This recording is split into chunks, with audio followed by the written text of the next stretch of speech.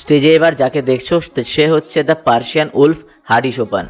আর Hadi চোপানের এই conditioning সত্যি বডি বিল্ডিং হিস্ট্রির মধ্যে সব থেকে শার্প। একজন জাজ হিসাবে আমি কিছু জিনিস হার্ডি চোপানের নোটিস করি যেটা মানে আমার মন ছুঁয়ে যায়। প্রথম যে জিনিসটা আমার চোখে পড়ে সেটা হচ্ছে হার্ডির গ্রানাইট লাইক কন্ডিশন, মানে অসাধারণ কন্ডিশন।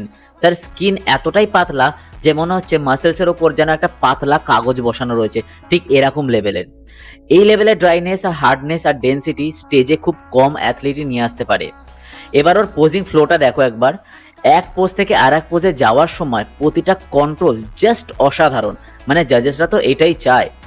শোল্ডার ট্র্যাপস এবং ল্যাটসের সেপারেশন স্টেজে একটা বিশাল ভেইট অ্যাপার ইলিউশন তৈরি করে হার্ডি চোপানের।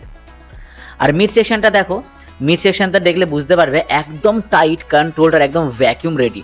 মানে ওপেন ডিভিশনেও কারোর এরকম টাইট ভ্যাকিউম হতে, মানে এরকম টাইট এবং কন্ট্রোল এবং তার সাথে ভ্যাকিউমও হতে পারে, খুব কম জনের আছে এরকম। আর লোয়ার বডি ডিটেলসটা অসাধারণ। হার্ডির কোয়াডসের স্ট্রেরেশন, প্রতিটা মাসেলসের ফাইবার আলাদা আলাদাভাবে গোনা যাচ্ছে। হ্যামস্ট্রিং গ্লুটসের টাইটনেস পরিষ্কার বলে দিচ্ছে যে এই প্রেপে সে একটুও ফাঁকি দেয়নি। মানে আর্নল্ড ক্লাসিকের 2026 এর প্রেপে একদম সে খুব সুন্দরভাবে কমপ্লিট করেছে প্রেপটা।